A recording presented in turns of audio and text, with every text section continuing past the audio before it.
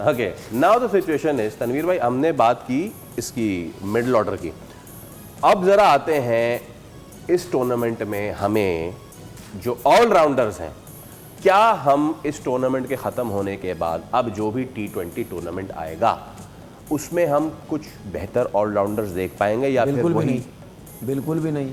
And क्यों? Fast bowler allrounder कोई नजर आया किसी को? भाई आपको नजर आया किसी को? आप बताएं। नजर नहीं आया।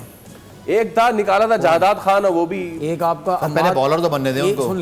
सुन ले, एक आपका अम्माद भट्ट, वो पाकिस्तान टीम के टेस्ट टीम में नाम आया उसका जी एज ऑलराउंडर। चलो एक टाइम पे मैं मान लेता हूँ कि अच्छा ऑलराउंडर है, लेकिन अगर इतना अच्छा ऑलराउंडर है तो मैचेस क्यों नहीं खेल रहा PSL के? क्यों नहीं खेल रहा मैचेस? पता नहीं, अगर इतना अच्छा ऑलराउंडर है तो खेलना चाहिए उसको। पिक तो किया हुआ है। नहीं, खेला भी है, लास्ट मैच भी खेला है, तो उसको खिलाना चाहिए अगर इतना अच्छा ऑलराउंडर है।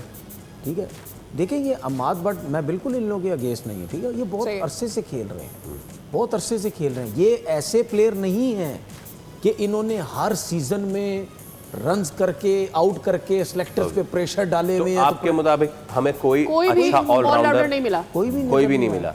गफार भाई कोई भी नहीं। एनीवन जिसको आपने देखा? वाइल्ड और राउंडर्स तो नहीं है हमारे पास, लेकिन कार्ड से कुछ इस्तेमाल करके। कहते ना, जैसे मुझे याद है कि आप राउंडर्स ग्रूम भी तो करते हैं ना, बनाते हैं। अब्दुल रज़ाक 99 में आपको याद है, वो तो बॉलिंग उनकी फेमस थी, उनको नंबर 3 का रोल दिया। अंडर 19 से ऑलराउंडर चल रहे थे। ठीक है, मैंने क्या कहा, इंग्लैंड के टूर आपने पे उसको रोल दिया हाँ। नंबर 3 पे, ठीक उसको है, कॉन्फिडेंस बिल्डिंग की, उसके बाद वो बतदरीज उस लेवल पर आया। ऐसा कोई है जिसको हम कॉन्फिडेंस दें? आमिर जमाल आपके पास, सुन ले मेरी बात, आमिर जमाल ऐसा राउंडर था आपके पास। सुन ले मेरी बात, अब मैं बताता हूँ। ठीक है, इन्होंने आमिर जमाल का नाम लिया, जी, ठीक है जी, बनाते हैं ऑलराउंडर्स, मैं ये नहीं कह रहा, बनाते उस वक्त है। अब जिस आपने रज़ाक की बात की, रज़ाक रेगुलर पाकिस्तान टीम में था, ठीक है, ऑलराउंडर बनाया गया, रखते ही नहीं आप किसी को। आप ओपन बना भेज दिया, कभी मिडिल ऑर्डर, कभी नीचे, कभी सब कुछ, कभी बॉलिंग, और आप कभी ऐसे सिचुएशन बॉलिंग देते आप उससे विकेट्स निकलवाते हैं। ठीक है कि यार अब चलो रिवर्स स्विंग करो, टेल चल रही है, विकेट्स लो, ठीक है, दोनों काम करवा के आप कॉन्फिडेंस दे रहे होते हैं। ठीक है, शुरू में रज़ाक को नीचे बैटिंग कराई गई, फिर उसके बाद एक टाइम पे ऊपर के नंबर पे बैटिंग कराई गई, कॉन्फिडेंस जैसे ऑलराउंडर बनता है। अब आमिर जमाल जब आया था, ठीक है, आमिर जमाल अगर किसी और कंट्री के पास होता और जो उसने ऑस्ट्रेलिया के अंदर परफॉर्मेंस दी थी और जो कॉन्फिडेंस उसने दिखाया था अगेंस्ट ठीक है, वो यहाँ से वहाँ चला जाता, उसको इतना कॉन्फिडेंस दिया जाता, ठीक है, लेकिन वो वहां से एकदम से बिल्कुल नीचे आ गया, उसको खुद पता नहीं आना चाहिए था, नहीं आना चाहिए था। नहीं आना चाहिए। आपके पास एक ऐसा प्लेयर आया था यार, ये बॉलिंग भी कर सकता है, बैटिंग भी, प्लस उसका एटीट्यूड ऐसा है, लेकिन प्रॉब्लम क्या हुई, हमारे लोग, मीडिया के लोग, जर्नलिस्ट, क्रिकेटर, फलाना, ये वो जी इसका एटीट्यूड का बड़ा मसला है। नहीं बॉस, एटीट्यूड का नहीं है। मैं बात कर रहे हैं तो हम खुल के बात करते हैं। मैं बताता हूँ, जब एक प्लेयर खेल रहा हो तो उसको अपनी जो भी पॉलिटिकल वो है एक बात बताता हूँ, नहीं करनी चाहिए। देखिए यार, वो एक बात, आप पहले स्पोर्ट्समैन है, यू बी ए स्पोर्ट्समैन, आपकी जो भी पॉलिटिकल बाद में। मैं आपको एक बात बताता हूँ, एक्सपोजर क्या है PSL के अंदर जब ये आउट करता था, प्रोटोकॉल्स क्या है, ठीक है, उसका एटीट्यूड का इशू बनाते थे आमिर जमाल का। देखो यार, ये एटीट्यूड का इतना मसला है, जहां अगर एक ओवर में मार लग गई तो एटीट्यूड का हाथ मिला।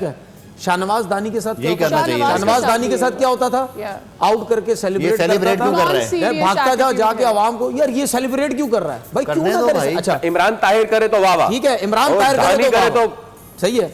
अच्छा, दूसरी बात ये, मेरे जैसा जिस एटीट्यूड का मैं हूं, मेरे जैसा बंदा तो उस लड़के को सबसे पहले पिक करे जिसका गेम 100 है और उसका एटीट्यूड आसमानों पे है। मैं तो ऐसे बंदे को पकड़ूंगा, एटीट्यूड वाले को। बिल्कुल, क्यों? क्योंकि जब आप किसी से मुकाबला करते हैं ना, आधे से 70-80% तो आप एटीट्यूड से जीतते हैं।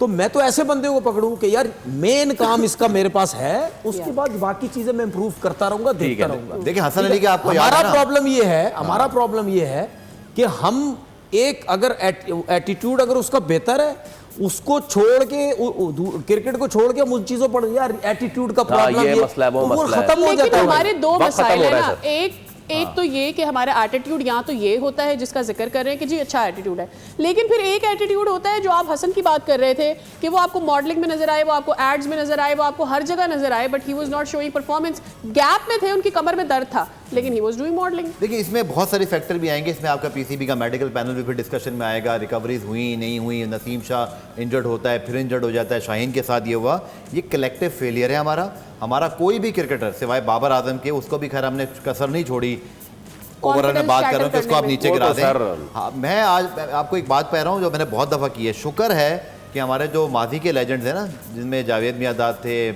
इमरान खान साहब थे, या 2-4 और लोगों की बात कर लें, ज़हीर अब्बास साहब भी, शुक्र है ये आजकल के दौर में नहीं थे, वरना सोशल मीडिया के दौर में ये भी ना खेल पाते। सही। आप क्रिकेटर को थोड़ा सा ब्रीथ करने Zero हो जाते दें, बिल्कुल। थोड़ा सांस लेने दें, उनको क्रिकेट खेलने दें। पहले हमारे क्रिकेटर कुछ परफॉर्म करते थे, बोलते थे पोटेंशियल है यार इसमें, ये आगे जाएगा।